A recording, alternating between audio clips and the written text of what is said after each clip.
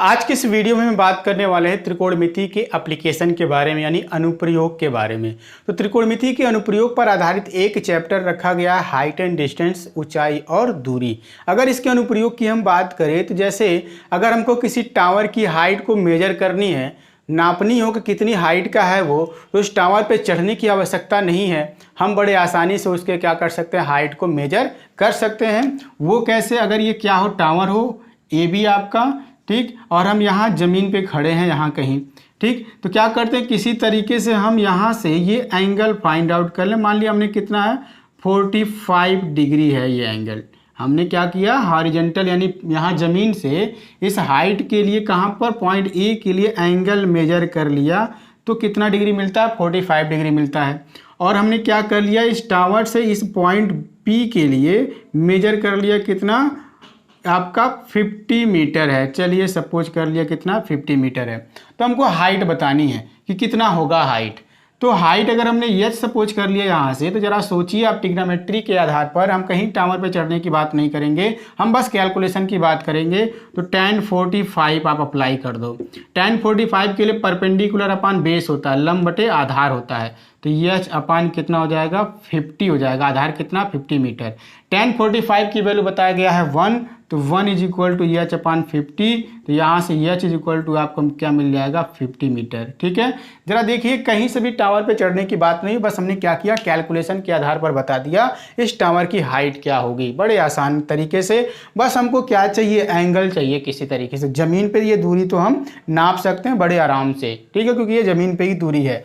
इस तरीके से हमारे पास कई केसेस होते हैं, हम कैसे उसको सॉल्व करेंगे और उनको सॉल्व करने के लिए किन बातों का ध्यान रखेंगे। देखिए यहाँ पर क्या है, यहाँ पर अगर एच हाइट पर कोई ऑब्जेक्ट स्थित हो, जैसे कि हम यहाँ खड़े हैं, ये हमारे लिए क्या होगा, हॉरिजॉन्टल लाइन होगा। हम सीधे क्षैतिज में देखते हैं, हॉरिजॉन्टल में देखते हैं, ठीक, इस तरीके से।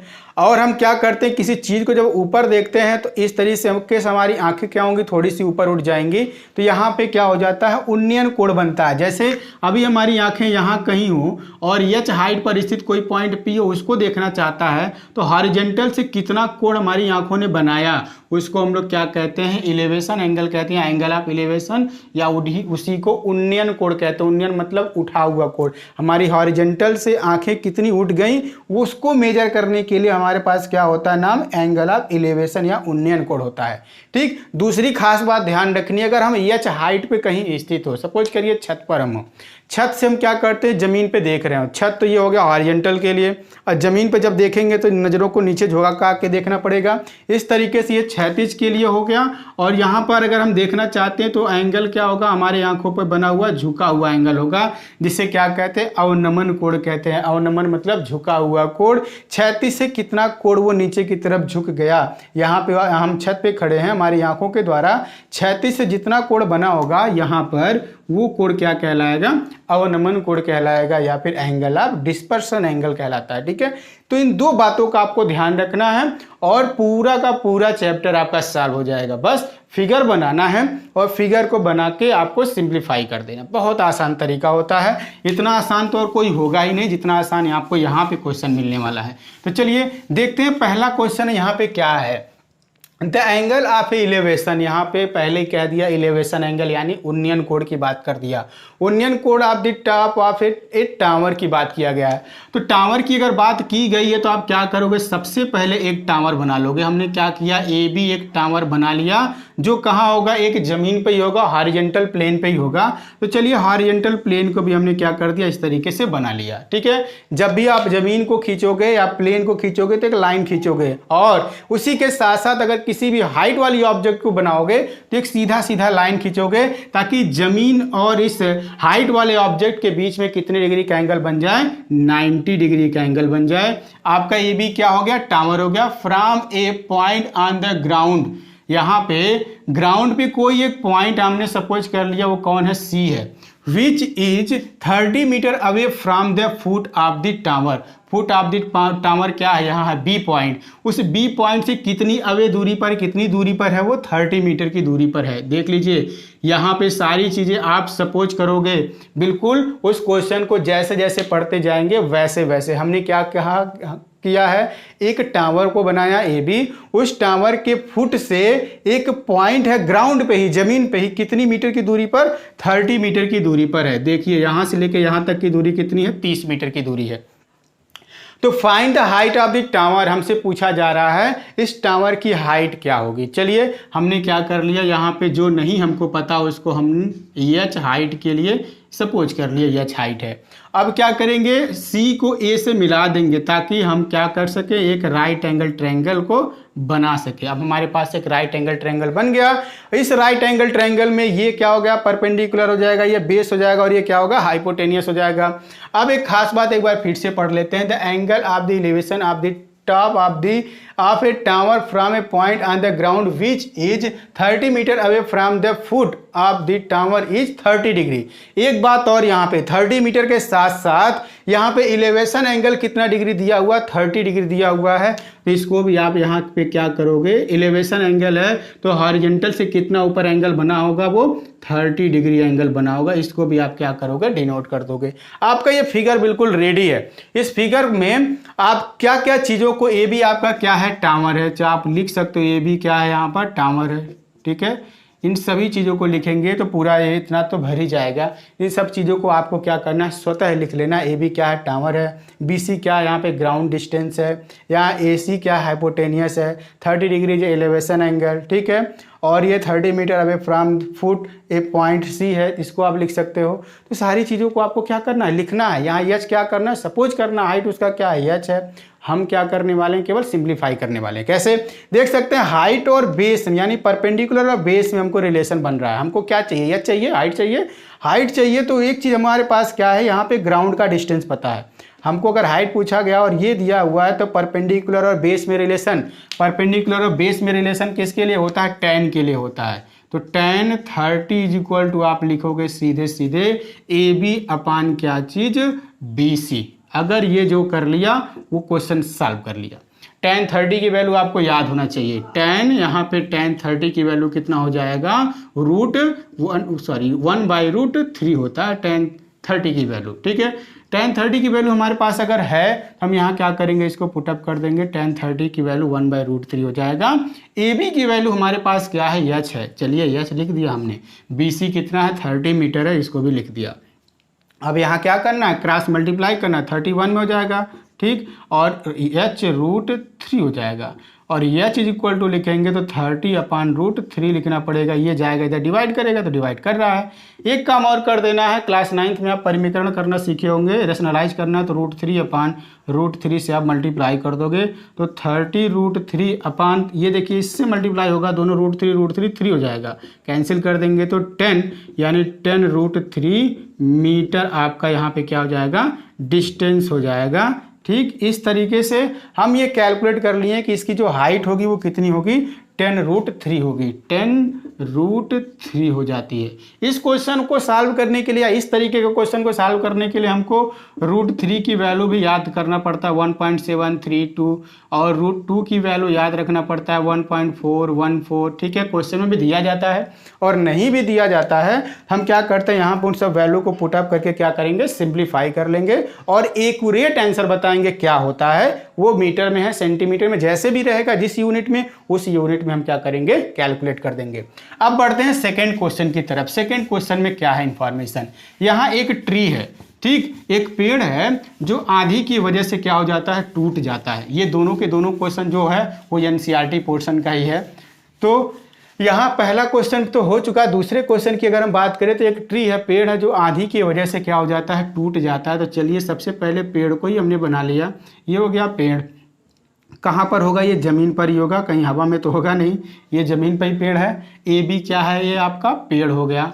ठीक, अब आंधी चलता है, अगर इधर से ऐसे आंधी चला तो पेड़ क्या होता है, कहीं से टूट जाता है, टूट के ज़मीन से जाके गिर के लग जाता है। ज़मीन से जो ही लगता है तो यहाँ पे वो तुरंत एक राइट एंगल ट्रायंगल बना लेगा। ठीक है, बट ये बात हमको समझनी चाहिए कैसे। A tree is broken by the wind, हवा से टूट जाता है। द टॉप स्ट्रक, मतलब ये ऊपर वाला पॉइंट इसका चोटी, ground at the angle 30 degree, जो ही जाके ग्राउंड से जुड़ता है तो कितना डिग्री बनाता है, 30 डिग्री का एंगल बनाता है। At a distance from 30 metre from the root, जब वो जमीन से टच होता है तो 30 डिग्री का एंगल तो बनाएगा, लेकिन उसके रूट से, उसके जड़ से कितनी दूरी पर, 30 मीटर की दूरी पर। चलिए बना लेते हैं। हमारे पास ये है, अब यहाँ पे ये पार्ट टूट के ज़मीन से जाके लग जाता है। चलिए हम इसको ज़मीन से जाके लगा दिए। ये हमारे पास एक्स्ट्रा लेंथ है, इसको हम डिलीट कर दिए। ABC नाम दे दिए। असल में यही ए है। क्या है, ये पार्ट ऐसे था जब हवा नहीं चला था, हवा चला तो टूटेगा तो ऐसे जाके लगेगा। अगर इतना हमने y सपोज कर लिया, ये डिस्टेंस क्या है, y है, और ये डिस्टेंस क्या है, x है, तो ये y है तो ये भी तो y ही होगा, क्योंकि वही लेंथ तो आके ज़मीन से लगेगा। ठीक, वो पार्ट जाके ज़मीन से लगता है तो ये भी क्या होगा, अगर ये y है तो ये भी y है।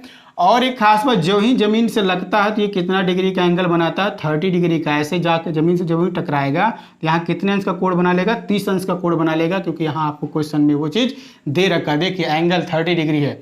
और एक खास बात, डिस्टेंस आफ्टर 30 मीटर, यहाँ देखेंगे ये डिस्टेंस जो दिया है आपको, कितना दिया है, 30 मीटर दिया हुआ है, ये भी आपको पता है। अब आपको कैलकुलेट कर क्या करना है, find the whole height of the tree. आपको पूरे से पेड़ का क्या बताना, हाइट बताना है। तो हम क्या करेंगे, x और y अगर पा जाते हैं तो दोनों को ऐड कर दें तो हाइट पता चल जाएगा, क्योंकि h इज इक्वल टू क्या बन जाएगा, x प्लस y हो जाएगा। तो काम करते हैं, पहले x को निकालते हैं, फिर y को निकालेंगे और सब कुछ हो जाएगा। तो सबसे पहला काम हम x के लिए बात करेंगे, तो लिखेंगे इन ट्रायंगल, कौन सा, इन ट्रायंगल, यहाँ पे एक नाम और दे दिया जाए c, यहाँ d नाम दे देते हैं। तो BDC, इन ट्रायंगल BDC, इस त्रिभुज BDC में अगर हम क्या अप्लाई कर दें, tan 30 अप्लाई कर देते हैं, tan 30 अंश।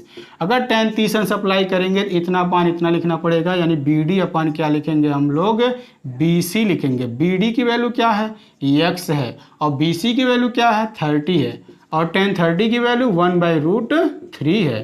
तो x अपान 30 हो जाएगा, केवल ये हो गया। और x इज इक्वल टू जब लिखेंगे तो 30 अपान √3 हो जाएगा।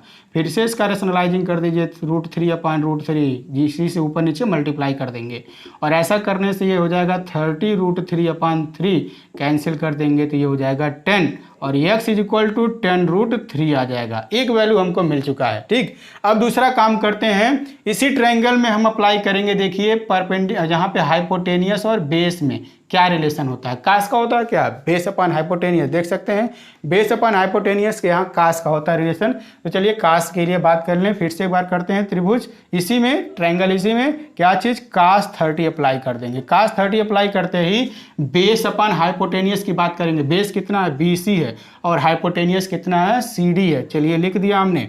कास 30 की वैल्यू कितना होता है, साइन 60 की वैल्यू के इक्वल, तो √3/2 हो जाएगा, इज इक्वल टू BC की वैल्यू क्या है, 30 है, और CD की वैल्यू क्या है, यहाँ से देखेंगे CD कितना है, y है। तो चलिए लिख दिया y, ये यहाँ जाएगा और ये यहाँ जाएगा, तो √3y इज इक्वल टू 30 × 2 लिख दिया हमने। और y इज इक्वल टू जब लिखेंगे तो 30 × 2 और √3 आ जाएगा अपान में। ठीक, अब इसके बाद क्या करेंगे, √3 से ऊपर नीचे मल्टीप्लाई, √3 अपान √3 बना दिया हमने। तो ये क्या हो जाएगा, ये 32 जा 60 हो जाएगा, 60 √3 अपान 3, इससे इसको आप कैंसिल कर दोगे तो हो जाएगा ये कितना, 20 इज इक्वल टू आ जाएगा 20 √3 आपका y का वैल्यू।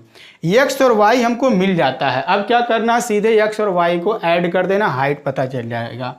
ठीक है, तो height HEIGHT, height of tower अगर निकाला जाएगा तो कितना हो जाता है, आप लिखोगे x प्लस y, x की वैल्यू कितना है, 10 √3 मीटर है, तो 10 √3 मीटर लिख दीजिए, और y की वैल्यू कितना, 20 √3 मीटर हो जाएगा, 20 √3 मीटर। देखिए 20 और 10 ऐड जाएगा तो 30 √3 मीटर हो जाएगा, ये हो गया। अगर आप √3 की वैल्यू पुट कर देंगे तो आपको एक्यूरेट वैल्यू पता चल जाएगा।